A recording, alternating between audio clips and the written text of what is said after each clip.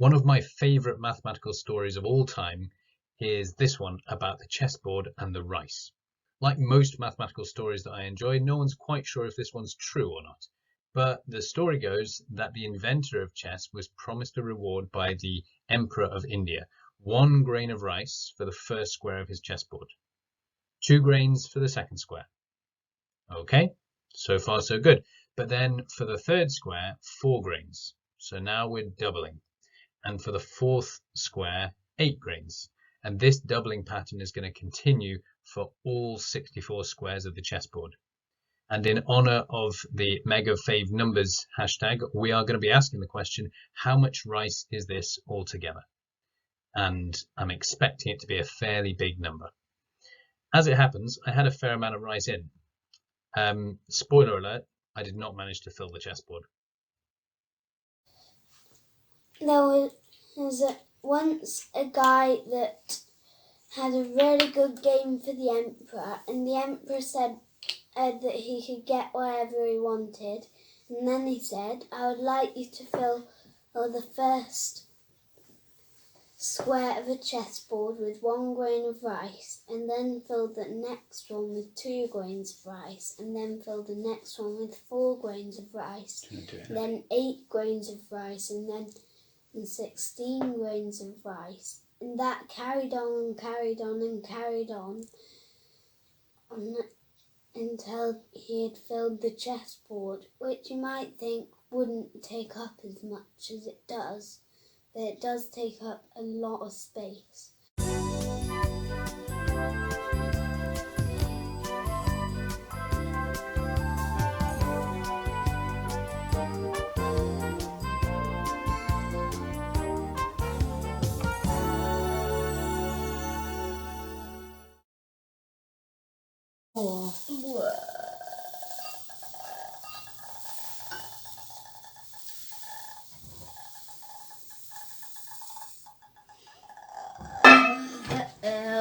Whoa. That's so much! How much rice would we need to do another square? Twice that much, which would be 16,000. Oh no. That is a lot of rice. So we put 1 grain of rice in the first square. We put twice as many in the second square. And we continue all the way along. So by the time we get to the end, we've got 128 grains of rice in the final square of the chessboard. Now here's where it gets interesting. What if we were interested in the total number of grains of rice in the first row? 255. Well, that looks suspiciously familiar. If we double 128, we get 256. Well, this pattern continues. If you do 1 add 2, we get a total of 3, which is 1 less than 4. 1 add 2 add 4 is 7, which is 1 less than 8. If you go up as far as you like, starting from 1 and adding powers of 2, you will always get a total which is 1 less than the next power of 2. Well, we can continue this process all the way along, and we get a very large number for the end of the second row, but it gets even bigger as we go down, as you can imagine. These numbers get so big that you can't really see them on the screen anymore. But if we zoom in, maybe you can tell how many grains of rice there are on the final square. And not only that, but we can use our trick to work out how many grains of rice there are in the entire 64 squares by doubling that number and then taking away 1. If we want to add up all of the grains of rice on the left-hand chessboard, we've got a bit of a trick up our sleeves. Imagine a chessboard with exactly twice as much rice. In fact, every single square has twice as much rice as the corresponding square on the original chessboard. The first square has 2 instead of 1. The second square has 4 instead of 2. All the way down to the 64th square, which has 2 to the power of 64 grains instead of 2 to the power of 63 grains. Now, what's really interesting about this is that almost all the numbers you see on the right-hand chessboard already appear on the left-hand chessboard. 2, 4, 8, 16, they're all there on both chessboards. So I've coloured them in yellow, and we're going to make use of the fact that the yellow stuff is the same. No matter what it is, it's the same. So let's call the total that we're interested in S. That's everything on the left-hand chessboard, the yellow stuff and the green square.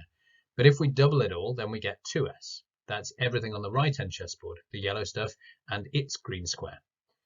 Now, we can make an equation that uses the fact that all the yellow stuff is the same.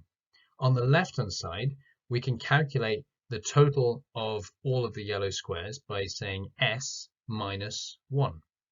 And on the right-hand side, the yellow squares must be the same as 2s minus 2 to the 64. So here's our equation. There's the 1, and there's the 2 to the 64. All we need to do now is rearrange. We can subtract s from both sides, we can add 1 to both sides, and we can see that the only difference between the two sides is the green square on the bottom right of the second chessboard and the green square on the top left of the first chessboard. So we rearrange, and out pops our number, 2 to the 64 minus 1. Now Excel will struggle with this, it's not going to give you a nice exact answer, but luckily Python doesn't have any such problems. If you throw this into Python, we get this little 20-digit beauty, 18446744073709551615. A wise mathematician recently said that if you want to be able to make sense of big numbers, you have to start comparing them to double-decker buses. So in that vein, if you wanted to move all of that rice, you would need to fill a double-decker bus every second for 100 years. If you can imagine all of those buses driving past you, one a second for about 100 years, that'll give you some sense of exactly how much rice we're talking about. Where would you find room to store all your rice? Well, fortunately, there's plenty of space in space. You could put your rice in orbit. In fact, it would form a sphere about 10 kilometers across. And just for the record, that's about the same size as the asteroid that killed off the dinosaurs. We could keep it in low Earth orbit like the International Space Station to make sure it's on hand when we need it. But it would appear to us approximately 7 times the size of the moon because it was so much closer. But it's also relatively large. It's worth noticing that this is more rice than we grow as a planet every single year. Not only that, it's more rice than we grow as a planet in half a millennium. It would take us more than 500 years at current rice harvesting levels to produce that much rice. On the plus side, once you've got enough to feed the entire population of the globe for more than 600 years. If you don't think you can eat all this rice yourself, you'd probably be tempted to sell it. The first place I read about this story of the rice in the chessboard was in my old A-level maths textbook. And there followed one of the biggest understatements I've ever read in a mathematical text. Probably you would be the richest person in the world. Well, I did the maths. The rice would be worth approximately $460 trillion. And I have no idea how global wealth is calculated, but apparently the value of the entire world is only 360 trillion. In fact, if you were planning to store this, probably your best bet would be something like gold. It's very high value density. If you had a single cubic centimeter of gold, you could sell it for about £600. However, 20,000 shipping containers full of gold has a slight problem. Firstly, there isn't enough gold on the planet. We could only satisfy about 1% of your requirements. And also, even if you manage to fill 200 shipping containers with gold, you don't want to be carrying it anywhere on a ship. It's very, very heavy.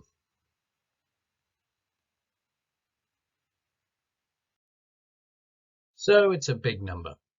But if you've been watching some of the other videos in this playlist, then you've probably seen some much, much bigger numbers. This number only has 20 digits. It fits on the screen. I can read it out. So if that's all it's got going for it, then I'm afraid it's not one of the winners. However, there's a bit of nice maths we can do with this number. Firstly, if we've got a number as big as this, it might be mildly interesting if it was, let's say, a prime number. Well, it ends in a 5, so it's not a prime. However, the fact that it's 2 to the 64 minus 1 means that there is a nice mathematical way of breaking it apart into its factors. 2 to the 64 is a square number. It's 2 to the 32 squared. And 1 is also a square number. It's 1 squared. So what we have here is a difference of two squares. And whenever that happens, we can factorize like this. 2 to the 32 plus 1 multiplied by 2 to the 32 minus 1. You can expand out your brackets and verify that that works for yourself if you like. And that gives us straight away a nice pair of factors. Not only do those two numbers multiply together to give my number, but they're also very, very close to one another. They're just one either side of 2 to the 32. But it doesn't stop there. The same pattern, the same difference of two squares that let us break apart 2 to the 64 minus 1 allows us to break apart 2 to the 32 minus 1. We get two brackets from that as well. But we can carry on. Because 64 is itself a power of 2, it's 2 to the power 6, we can go through this process over and over and over again. And eventually we get down to this little beauty. We have 1, 2, 3, 4, 5, 6, 7 numbers all multiplied together. Now the last number is just 1. But then we have all of these. 3 times 5 times 17 times 257 times 65,537 times something really big. And this looks very much like the prime factorization of our number. We can forget about the 1. It's neither prime nor composite. 3 is definitely a prime, as is 5, as is 17. And it won't take you much work to verify that 257 is a prime. It'll take a bit more work, but you can still convince yourself that 65,537 is also prime. You can look it up on Wolfram Alpha if you're not sure. But if this playlist has taught you anything, apart from the fact that there are some very big numbers out there, it's also to watch out for apparent patterns in strings of numbers. You might think something is the case. It may even be the case for hundreds of millions of terms in a sequence, but it doesn't necessarily mean it will always be the case. And it turns out, if you check this last large number, it breaks apart into primes. 6,700,417 times 641.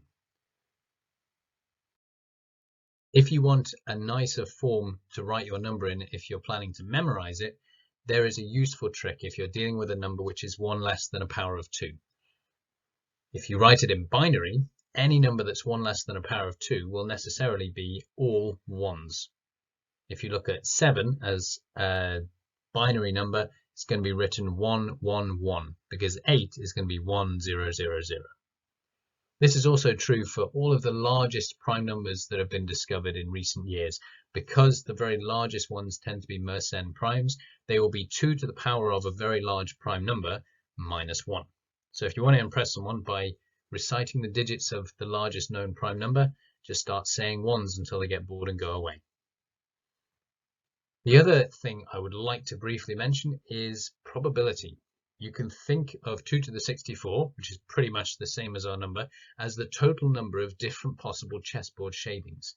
Imagine going through one square at a time, choosing randomly either black or white for every single square. Because there are 64 squares and each one has two choices, black or white, 1 or 0, on or off, 2 to the 64 is the total number of different unique shadings you could have for the chessboard. That means 1 over 2 to the 64 is the probability that you will end up with a perfect chessboard layout, white, black, white, black, white, black, all the way across, simply by tossing a coin for every single square. In other words, the chance of randomly generating a perfect chessboard layout is equivalent to the chance of picking out a single given grain of rice from our rice moon. Hope you enjoyed this video. Check out the other MegaFavNumbers in the playlist. 256 grains to go on the next square. Square number 9. A king gave